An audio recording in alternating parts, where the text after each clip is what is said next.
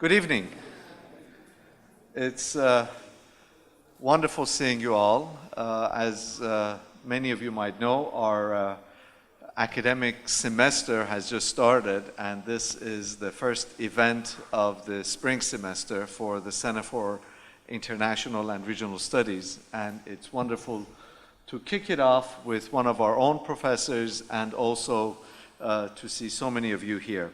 I will introduce our speaker and the event for tonight in a minute, but before I do, let me start out by first introducing myself for those of you with whom I haven't had a chance to chat. I am Mehran Kamrava, Director of the Center for International and Regional Studies here at Georgetown University School of Foreign Service in Qatar. That's a mouthful, isn't it? I can't believe I said that all in one breath. Before we get to the event for the night, let me take care of a couple of housekeeping notes.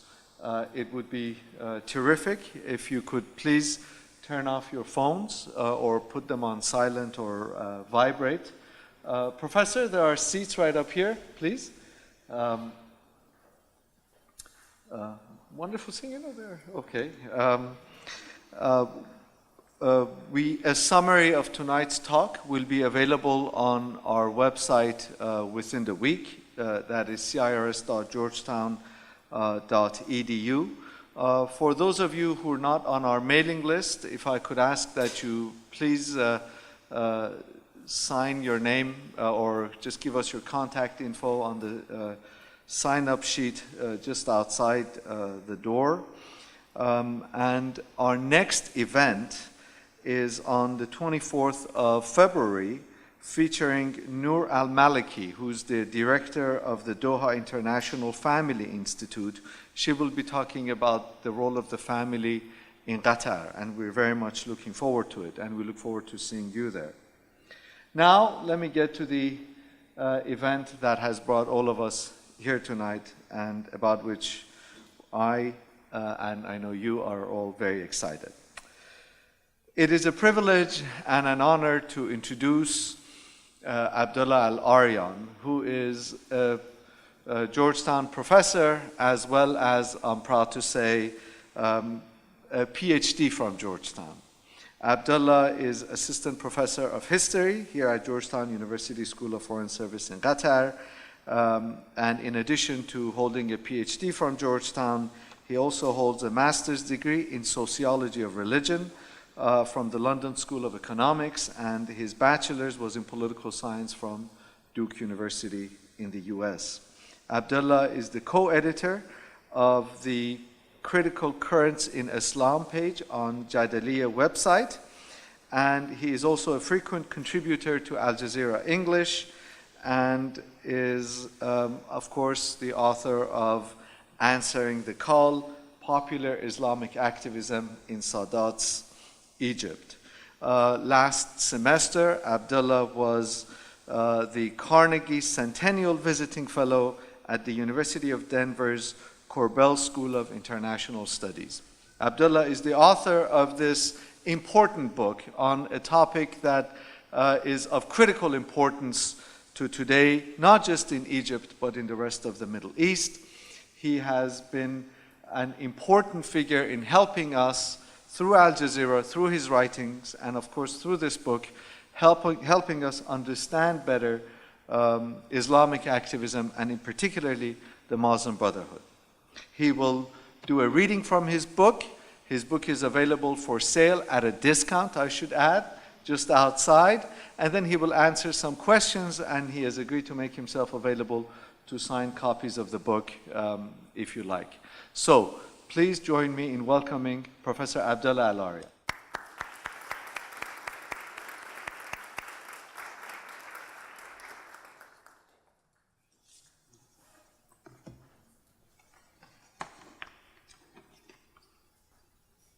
Thank you so much, Mehran. Thank you to Zahra and to everyone at CIRS.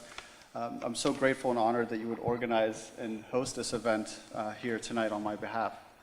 And thanks to you all for being here. This is truly a special moment for me to have this event right here because SFS Qatar is the place where I wrote the bulk of the dissertation that formed the basis for this book. The 2 years that I spent here as a research fellow were critical to my ability to both conduct follow-up trips to Egypt at the height of the revolution that was happening during its more hopeful days, let's say. And while here, I was also fortunate to be surrounded by so many brilliant people who were supportive of my work and gave me critical feedback whenever I needed it. And here I'll single out Judith Tucker, who was a member of my committee and who also happened to be here right in Doha at the same time that I was writing during those 2 years, and who's also rejoined us here this term, and we're very happy to have her back. And for this reason, I think it's critical that we continue to support the Research Fellow Program to give similar opportunities to doctoral candidates from the main campus to benefit tremendously from their time here in the same way that I did. Over the past year and a half, whenever I've done events like this, I'm always delighted by the turnout because I think it serves as a testament to the fact that no matter how much we might be consumed by current events elsewhere, that Egypt is not forgotten.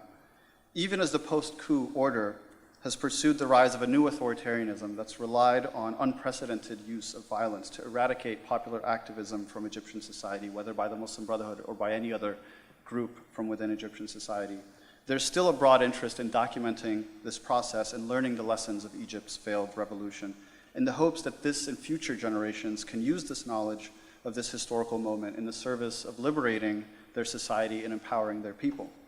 Although I actually set out to do the research for this book before the 2011 revolution, it is in that spirit that I hope that people will read this book. I was similarly inspired by the tendency to reduce contemporary conflicts to differences between good and evil, and especially after 9/11, how that tendency had destructive consequences for the relationship between the US and its Western allies on the one hand, and Muslim societies who, in spite of their vast diversity, were all lumped into one category by virtue of Huntington's theory of a clash of civilizations that found currency among leaders in Washington and among militant jihadist movements in the Middle East and beyond. Because of its historical legacy as the leading opposition movement in the region for roughly 8 decades, the Muslim Brotherhood seemed like an obvious choice for one to study popular mobilization in the Arab world. The fact that it's quite often misrepresented and leads to reductive and simplistic analyses of political Islam made this project all the more pressing, especially during the last decade and a half. As we observe the eliminationist, dangerous rhetoric employed by the Egyptian regime and its supporters over the last couple of years, I think it's important to go back in time and trace the rise of the most recent incarnation of the Muslim Brotherhood. The generation of current leaders like Mohammed Morsi, Abdul Minam Abul Futuh, Isam Al-Arian, Khairat al-Shatir, that all of these figures who we've heard so much about in the last 3 or 4 years did not emerge in a vacuum. They're the products of a generation that has its roots in the 1970s student movement. That movement demonstrated tremendous dynamism in the development of its activism, enjoyed a complex relationship with the state, and ultimately came to make up the next generation of leaders of the Muslim Brotherhood, an organization that had been all but destroyed for nearly 20 years. This book tells that story.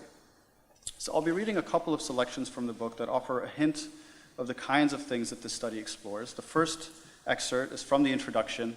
The second is actually from the epilogue. For everything else in between, you'll just have to read the book for yourselves. And afterward, I'll look forward to your questions.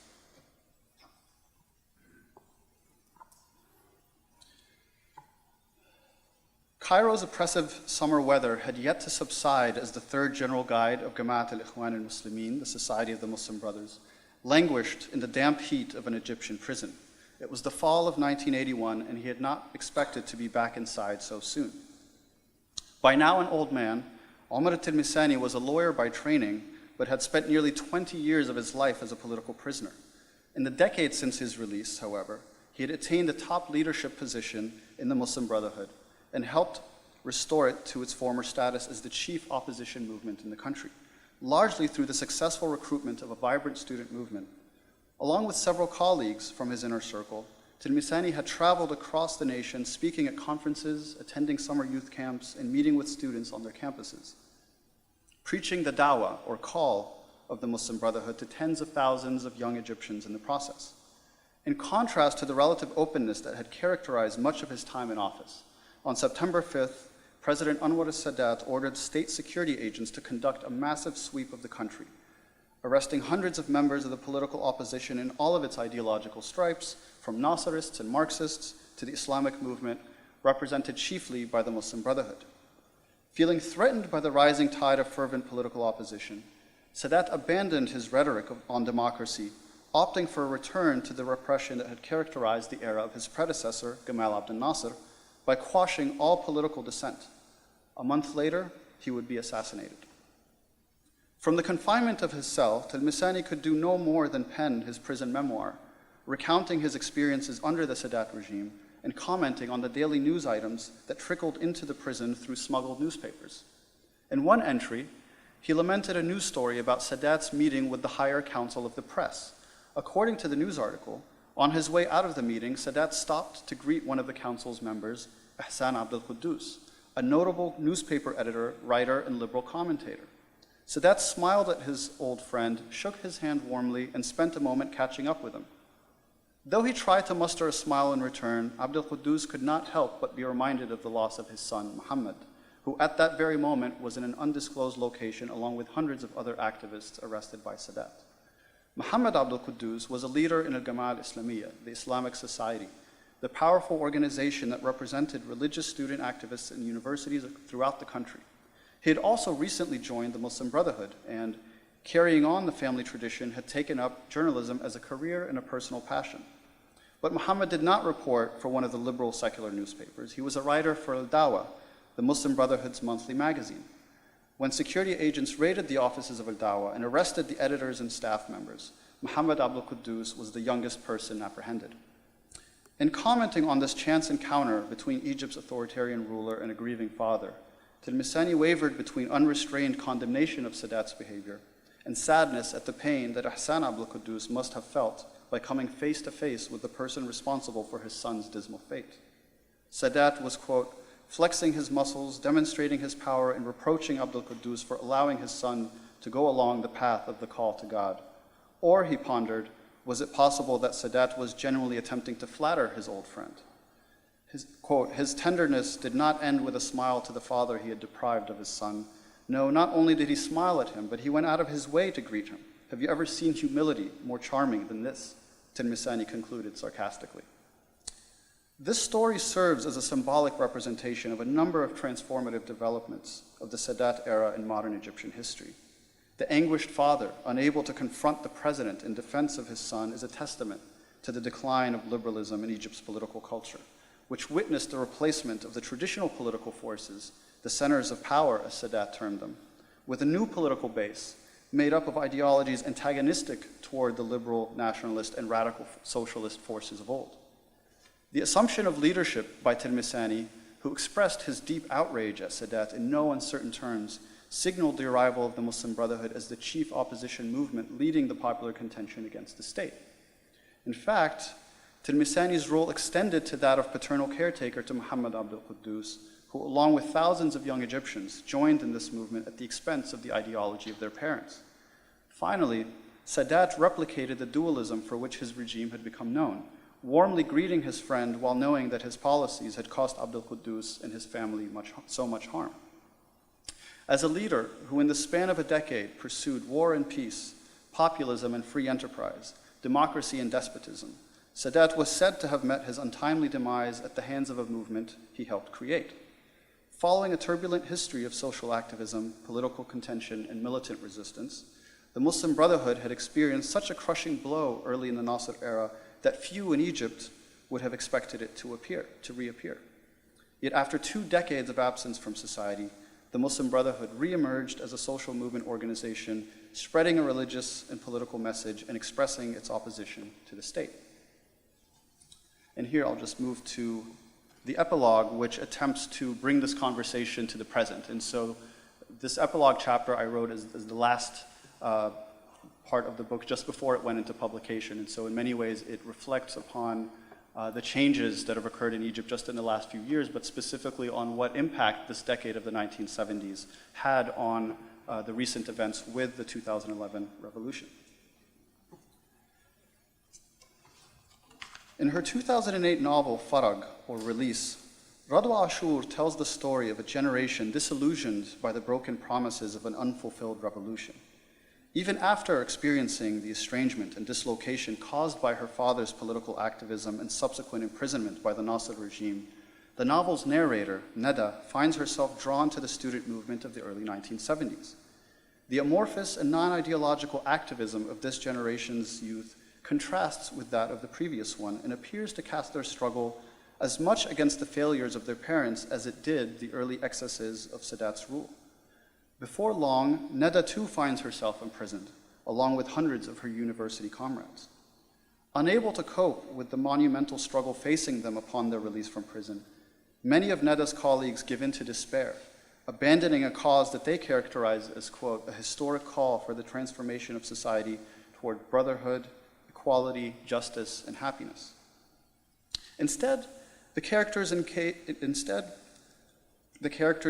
in a prolonged period of self-criticism, internalizing the defeat of their, quote, aborted dream, and experiencing such alienation through the subsequent years that one character dubs her generation the stillborn. The novel's events are based in large part on actual events, including the rise to prominence and abrupt fall of Arwa Saleh and Siham Sabri, leaders of the student movement who may have spent only a short time in Sadat's jails, but exhibited a perpetual yearning for true liberation, finding it only upon taking their own lives in 1997 and 2003, respectively. To disentangle the complex social and political realities that would cause two bright and accomplished women to commit such an act in a cultural context in which suicide is seldom visible and rarely discussed, Ashur invokes Michel Foucault's concept of the disciplinary society. The structures and instruments of power, as they existed in the authoritarian environment of post-Nasserist Egypt, meant that not only would the state exercise complete control over the physical bodies of those it segregated from the rest of society through its political use of incarceration, but it ensured that even upon their return to society, dissidents faced a parallel set of constraints. Foucault likens these to the panopticon, a disciplinary mechanism that employs a subtle coercive technique, primarily surveillance, that assumes, quote, the automatic functioning of power. By the time Sadat ordered the roundup of all political dissidents in September of 1981, the process of subverting popular activism to the whims of the state had become complete. Only two forces proved capable of challenging this arrangement: the militant underground groups who relied on secrecy and violence in their contention against the regime, and the Muslim Brotherhood, with a disciplined and rigid internal hierarchical structure that permitted it to pursue a far-reaching social activist mission. But 30 years later, only the latter demonstrated durability in the face of continuing state repression. When popular protests erupted across Egypt on January 25, 2011, the Muslim Brotherhood was poised to place its decades of experience in the service of a national movement to overthrow the regime of Sadat's successor, Hosni Mubarak. The movement that occupied Tahrir Square and other major public spaces in urban centers around the country for 18 days was led by students and young professionals and was devoid of any particular ideological orientation. Like the movement that dominated Egyptian campuses in the late 1960s and early 70s, these youth demonstrated strength through unity of purpose, determination, and courage, espousing universal convictions such as freedom, social justice, human dignity, and equality of opportunity for all. In short, they demanded a brighter future than the one their parents faced a generation earlier. Unlike the prior era, however, this period exhibited several critical features that would help determine the outcome of the popular revolt, from the technological advancements that facilitated wider mobilization to the shifts in domestic and international political and economic conditions, and the evolution of modes of contention. The January 25th movement held an advantage over prior protests. But one can also add to these factors the decades of experience brought to the movement by an entire generation of activists who grew up with the regime and internalized its repressive tactics. Ultimately, as much as the toppling of Mubarak symbolized the coming of age of a cosmopolitan, tech-savvy generation, it also saw the fruition of a seemingly static dream long held by an older cadre of Egyptians. For when the regime began grooming Gamal Mubarak to succeed his aging father over a decade earlier, the country's political order betrayed a more deeply entrenched authoritarianism.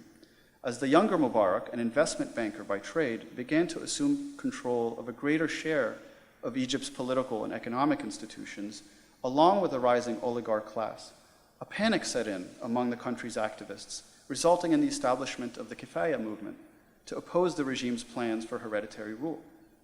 The unspoken tenor of the emerging national struggle suggested a visceral reaction of the notion that an octogenarian president would hand over the country to a son and his friends in their early 40s, effectively bypassing an entire generation. The passionate response with which this project was met served as a testament to the notion that a society could scarcely withstand an assault on the natural order of things. That is, barring a wide swath of the population from public service and the right to contribute to the growth and development of their nation. It is within this context, then, that the political developments in the months following the January 25th uprising should be understood. Barely a year after Mubarak's overthrow, 5 of the leading candidates to succeed him in Egypt's first democratic presidential elections in history came out of the 1970s generation of student leaders and activists. Their rise to the fore of Egypt's post-revolutionary political scene was no mere accident. Rather, it was the product of a process that had been at work for several decades after the rise of the student movement and the concurrent reappearance of the Muslim Brotherhood as an organized force in Egyptian society. And I'll leave it there. Thank you very much.